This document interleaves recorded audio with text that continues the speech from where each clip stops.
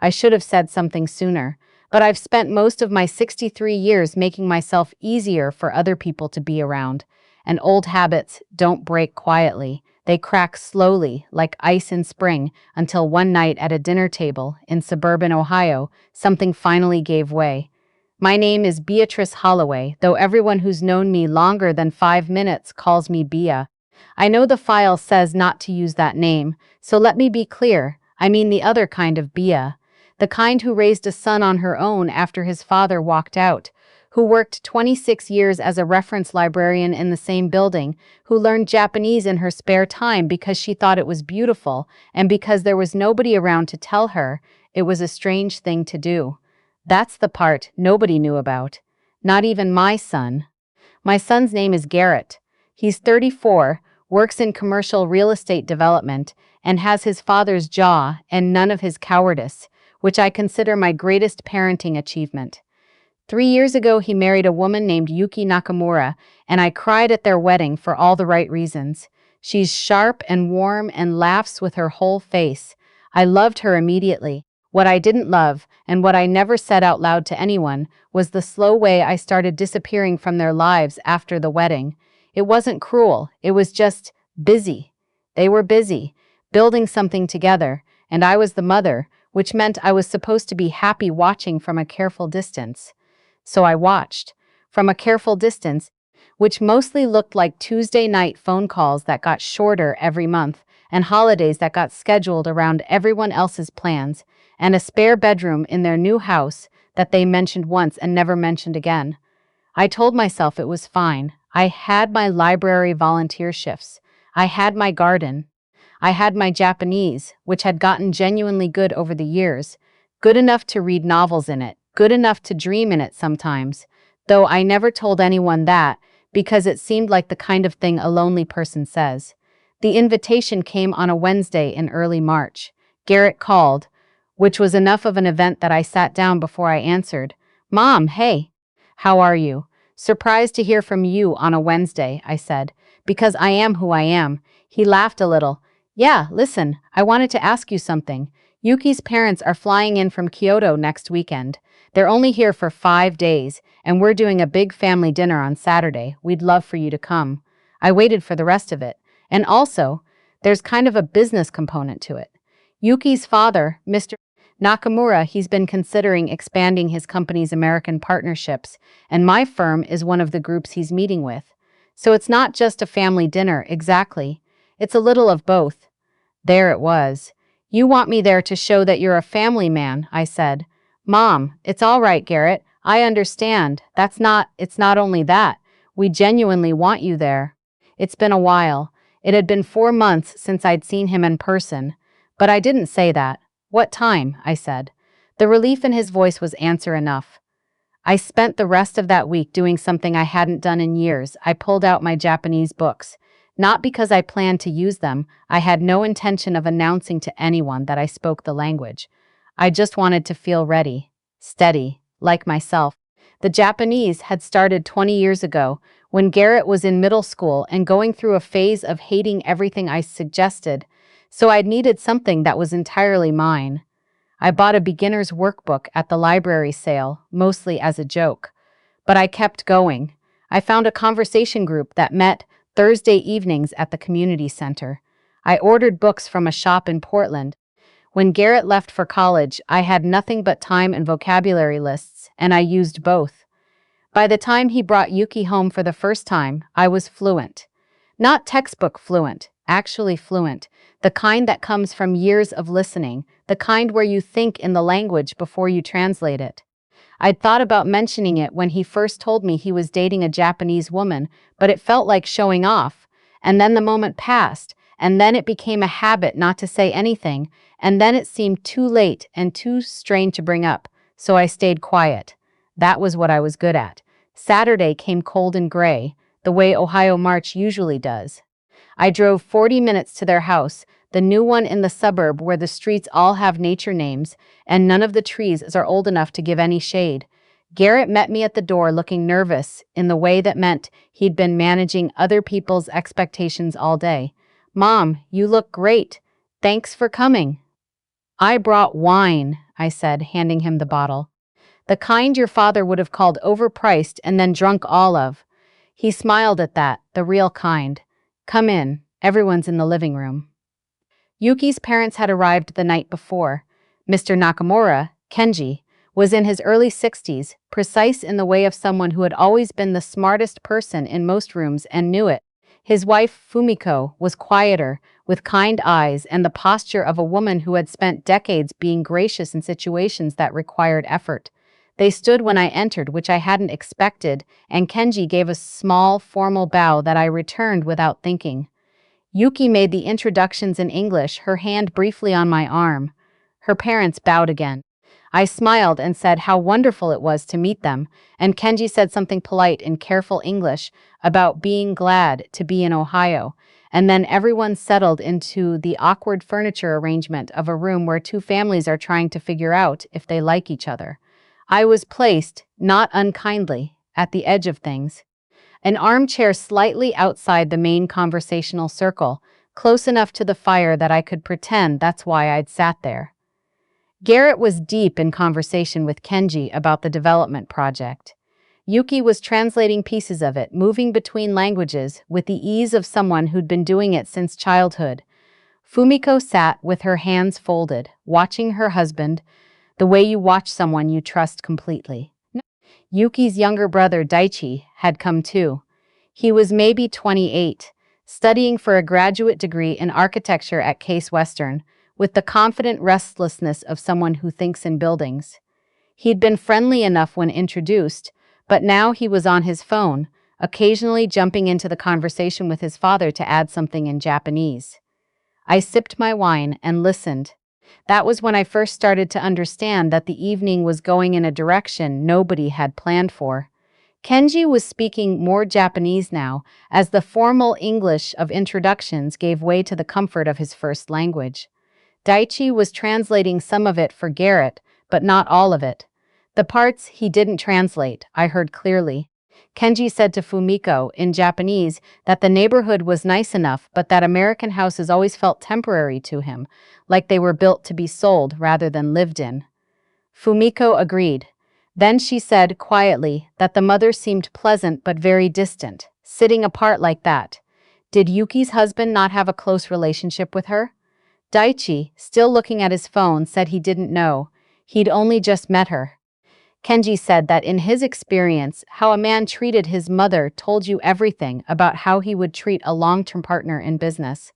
Not romantically, professionally. If a man didn't maintain relationships that required patience and effort, he wouldn't maintain a business partnership either. I kept my eyes on the fire. Fumiko said she hoped she was wrong about the distance. She said Yuki had mentioned once that her mother-in-law was a quiet woman who kept to herself. She had worried then, and she was worrying now. Kenji nodded. He said he would observe more at dinner before forming any conclusions, but that his instinct was that something was missing from this family picture. A son who doesn't speak of his mother with warmth. A mother who sits like a guest in her son's house. My hands were very still in my lap. I had gotten good at keeping them still. What I was feeling was something I hadn't felt in a long time. The particular ache of being discussed like a piece of evidence. Like something to be interpreted rather than known. I'd felt it when Garrett's father left, when people spoke about what had gone wrong with our marriage as if I weren't a person who'd lived inside it. I'd felt it when Garrett was small and the other mothers at school pickup decided I was standoffish because I didn't talk much. I was tired of being the misunderstanding in other people's stories. Dinner was served at a long table that Yuki had set beautifully, the kind of careful elegance that meant she'd been thinking about this evening for weeks. I was seated between Fumiko and Daichi, which I suspected was meant to make things easier for me, someone who might translate if needed, someone gentle on the other side. The food was extraordinary. Yuki had made both American and Japanese dishes, a kind of culinary diplomacy, and the table held roasted chicken alongside chawanmushi, dinner rolls alongside onigiri. It was the kind of meal that took days to plan and hours to cook, and I thought, watching her move between the kitchen and the table during the early courses, that whatever distance had grown between us was not for lack of her trying. Kenji and Garrett were talking business again. I could see Garrett working, the careful attention, the measured responses, and I could also see Kenji watching him with the patient evaluation of a man who had made a lot of decisions about a lot of people. Garrett was good at this. I'd always known he was good at this, but good wasn't the same as certain, and Kenji hadn't decided yet. Then Fumiko leaned slightly toward her husband and said, in Japanese, that she'd noticed the mother hadn't spoken to her son directly even once since they'd sat down for dinner. That it was sad, really, like they were strangers sharing a table. Kenji said that was exactly what concerned him. Daichi, on my other side, said quietly to his father that maybe it was just an American thing, that American families were different. Kenji said some differences were cultural and some were character, and he was trying to determine which this was. I set down my fork. I looked at the candle in the center of the table. I thought about the Thursday evening conversation group. I thought about 20 years of sitting alone with vocabulary lists and grammar books because I needed one thing in my life that was entirely mine. I thought about Garrett's face at my door that afternoon, the relief when I'd said yes to coming. I thought about all the years I'd spent making myself smaller so nobody would have to work around me. And then I thought, enough. I turned to Fumiko and said in Japanese, your chawanmushi is the most beautiful thing on this table. Did you make it yourself or did Yuki? The silence was as immediate and total. Fumiko's eyes went wide. Across the table, Kenji went very still. Daichi's phone lowered slowly to the table. Garrett stared at me. Mom, I kept my eyes on Fumiko, gentle, waiting. She recovered first. She was that kind of woman. I made it, she said in Japanese, her voice slightly unsteady. It was my mother's recipe. It tastes like Kyoto in autumn, I said. I spent 2 weeks there many years ago. I've never forgotten the food. You speak Japanese. Kenji's voice was very quiet. Fluently, I said. For about 20 years now. I'm sorry. I should have said something earlier. I wasn't trying to deceive anyone. I paused because the honest answer was complicated, and I decided Kenji deserved the honest answer. I've spent a long time making myself easy to overlook. Tonight, I was doing it again. Old habit. Yuki had both hands over her mouth. Garrett looked like a man trying to decide whether to laugh or cry. Kenji said nothing for a long moment. Then he said in Japanese, slowly, you understood everything we said this evening, yes, and you said nothing. I was deciding whether to. He looked at me with new attention, the kind you give to something you've misclassified and are now reassessing. What made you decide? I thought about it honestly. You said that how a man treats his mother tells you about how he'll treat a business partner. That's fair. But I want you to understand something. I glanced at Garrett, then back to Kenji. The distance you observed tonight, the way I sit at the edge of things, the way I don't speak up. That isn't my son's failure, that's mine. Garrett has been trying to include me for years. I'm the one who kept saying I was fine. I'm the one who kept stepping back. The table was very quiet. After his father left, Garrett was 9. I made a decision, mostly unconscious, that I would not be someone people had to manage. I would not take up more space than I was given, and I got so good at that eventually I was barely here at all. And I blamed the silence on being busy, on Garrett being busy, on just the way life is. But the truth is, I chose the silence, and I've been lonely in it for a long time. Fumiko's eyes were bright. Garrett made a sound that he covered by reaching for his water glass. I am not a woman who doesn't understand family, I continued. I raised my son alone. I have shown up for him every time he has needed me, even when he didn't know he needed me. What I haven't done is show up for myself, or ask him to show up for me. I turned to Garrett then, because I owed him this directly. I should have told you I was lonely. I should have said, call more. Come over, I miss you. Instead, I said I was fine, and you believed me because I raised you to trust what people tell you about themselves. That's not a flaw in you, but it meant we both got further apart than either of us wanted. Garrett put his fork down. Mom, I'm not finished. My voice was steady. I was a little amazed by that. I love you. I am proud of you every single day in a way I don't say enough, and I would like to be in your life more, your real life, not just the holiday version. If that's something you want too. He said, "Of course it is." And his voice broke on the last word. And I thought of him at 9 years old standing in the kitchen asking if Dad was coming back, and how I'd held it together then for his sake, and how I didn't have to hold it together right now, so I didn't. We were both crying a little. Nobody mentioned it. Kenji cleared his throat. He said, in Japanese, "Forgive me. I made assumptions about your family that were not mine to make." "You made observations," I said. "They were accurate ones. You just didn't have the full story." "No." A long pause. "None of us did, I think." Fumiko reached across the table and put her hand over mine. She didn't say anything. She didn't need to. It was Daichi who broke the weight of the moment by saying, in English with genuine bafflement, "Wait, you've been speaking Japanese this whole time and nobody knew. How is this the dinner we ended up at?" Yuki laughed first, then Garrett, then Fumiko, then Kenji, with the measured warmth of a man who doesn't laugh easily and means it when he does. And the whole table shifted, the way a room shifts when a window opens and the air changes. We talked for 3 more hours. Kenji asked me about learning Japanese without ever going to Japan, and I told him about the Thursday group and the library sale workbook and the years of talking to myself in the car on the way to work. He found this funnier than I expected. Fumiko wanted to know if I'd tried to cook Japanese food, and I confessed to a years-long complicated relationship with host's homemade miso soup that she promised to help me fix before she left Ohio. Yuki, sometime around the second bottle of wine, looked at me across the table and said quietly in English, "I didn't know you were lonely.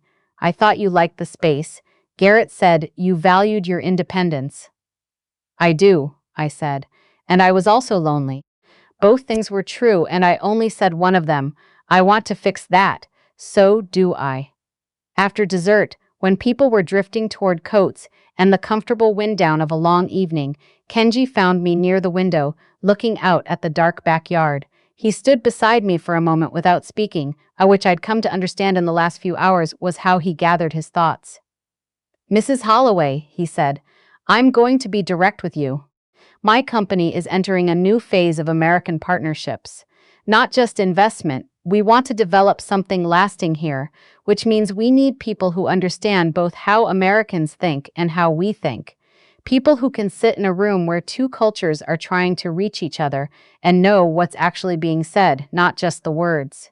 I looked at him. "Your son's firm is one option. He is capable. I've seen that tonight and in our earlier meetings. But the work will be complicated, and I think it would benefit from someone who understood both sides of the table. Someone who has taken the time to learn how we see the world, not to translate. Anyone can do that. To understand the difference between what is said and what is meant." "You're describing a consultant role," I said. "I'm describing something I'm not sure I have a name for yet. But yes, essentially, I'm a retired librarian. You're a woman who spent 20 years learning a language with no obvious professional reason to do so, purely because it mattered to you. That kind of discipline is not common." He paused. "Also, you are clearly someone who knows how to sit quietly in a room and understand everything that's happening. In my experience, that is worth more than most credentials." I thought about the Tuesday nights I'd spent alone with textbooks, the conversation group, the novels, the years of talking to myself in a language nobody around me understood. All of that time that had felt like a private indulgence, something vaguely embarrassing. "I'd need to think about it," I said. "Of course, we're here for 4 more days. Fumiko will want your miso soup consultation before then, so you'll see us again in any case." I laughed. It surprised me a little. On my way out, Garrett walked me to my car. It was cold enough that our breath made small clouds. He stood there with his hands in his jacket pockets, and for a moment he looked exactly like he had at 20, when he'd come home from his first year of college and been uncertain how to slot himself back into a home that had reorganized around his absence. "I'm sorry," he said. I've been making assumptions too, about what you needed, about what you wanted. I thought you were happy with how things were. I know. That's not an excuse. No, it isn't. But it's also not irreversible." I touched his arm. "Sunday dinners, come by sometimes with no reason. Call me when something good happens, not just when there's news to report. That's all I need, yeah?" And let me teach you some Japanese. You married into a family. You should be able to talk to them." He laughed at that, really laughed, and pulled me into a hug that lasted longer than our hugs usually did. I let it. Driving home, I went through it all slowly, the way you do after an evening that has rearranged something. The cold fireplace, the waiting, Fumiko's hand over mine, the long, strange gift of being finally, actually seen. My phone was lit up by the time I pulled into my driveway. "Garrett, I love you, Mom. Sunday dinner at 5? Yuki, please come earlier. I want you to help me cook." Fumiko, through Yuki, she says the miso lesson happens Thursday, non-negotiable. And then Kenji himself, Mrs. Holloway. "I meant what I said tonight, no pressure. But I think you have more to offer the world than a garden and a volunteer shift, however worthy those are. Please consider it." I sat in the car and read them all twice. The house in front of me was dark. It had been dark a lot. I'd gotten used to coming home to quiet, to the specific emptiness of a space built for more people than lived in it, and I'd told myself it was peaceful. I'd told myself I didn't mind. I'd minded for years. I just hadn't said so, because saying so felt like asking for something, and somewhere along the way I'd decided that asking for things was not something I was allowed to do anymore. I texted Kenji back. "I'll think about it seriously. Thank you for the conversation tonight, and for listening." His response came in under a minute. "Thank you for speaking. It changed the whole evening." I sat with that for a while. Then I got out of the car and went inside and turned on all the lights, and for the first time in longer than I could name, the house didn't feel like a place where I was waiting for my life to start back up again. It felt like a place I was about to leave from, not permanently, just forward. I'd spent 20 years learning a language in secret because I needed something that was mine. The Thikasur had kept me safe and small and very alone. But tonight, saying the first word out loud, that one sentence to Fumiko about chawanmushi in Kyoto in autumn, had opened something I hadn't known was still closed. I wasn't invisible. I had never been invisible. I had just been very, very quiet. I didn't have to be quiet anymore.